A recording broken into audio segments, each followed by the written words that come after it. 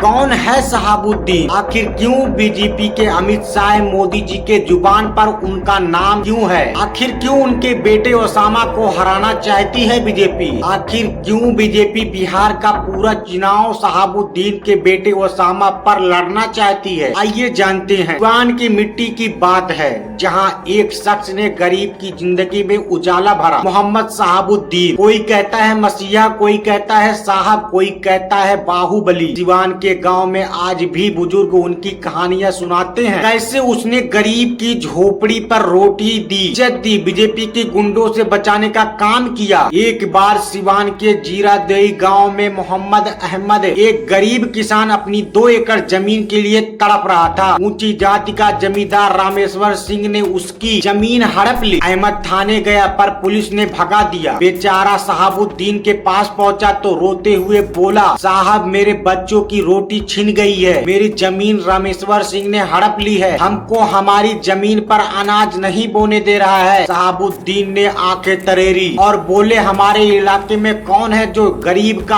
हक मार रहा है? शहाबुद्दीन ने अपने 2 भरोसेमंद आदमी इकबाल और शकील को भेजा। जमींदार को बुलाया और खूब गरजे जमींदार के ऊपर, बोले गरीब का हक लौटा दो वरना सिवान में जगह नहीं रहेगी आपको रहने। रामेश्वर डर गया। अगले दिन कागजात लौटाए। शहाबुद्दीन ने अहमद को बीज और खाद भी दिए। अहमद की आंखों में आंसू थे। बोला, साहब आपने मेरी जिंदगी बचाई। यही नहीं, मोहम्मद शहाबुद्दीन ने सस्ता इलाज का फरमान भी जारी किया था। जब सिवान में डॉक्टर गरीबों को लूटते थे, डॉक्टर सुरेश वर्मा और डॉक्टर रामकिशोर सिंह 200-300 रुपया उस जमाने में फीस लेते थे। एक गरीब बच्चा बुखार से मर गया उसी टाइम। शहाबुद्दीन ने सुना तो उनका गुस्सा फूट पड़ा। पंचायत बुलाई, सारे डॉक्टर बुलाए गए। खूब गरजे डॉक्टरों के ऊपर, बोले गरीब का इलाज 50 रुपए से ज्यादा ना हो वरना सिवान छोड़ दो। डॉक्टर मान गए उसी बात पर। और सुनो, यही नहीं, उन्होंने स्कूल में भी जिन बच्चों का एडमिशन का पैसा नहीं होता था उनका एडमिशन भी दिलवाया और किताबें भी दिलवाई गई, बच्चों का ड्रेस भी दिलवाते थे। ऐसे थे शहाबुद्दीन। और सुनो, यही नहीं, उन्होंने वहाँ की जनता को गुंडों से भी बचाया। एक बार सिवान में नक्सली ब्राह्मण व्यापारी पंडित रामनाथ शर्मा की दुकान लूटने आए। रामनाथ ने शहाबुद्दीन के पास दौड़ा और बताया। उसी टाइम शहाबुद्दीन ने 10 आदमियों को भेजा, नक्सलियों को भगा दिया वहाँ से मारकर। दुकान बची।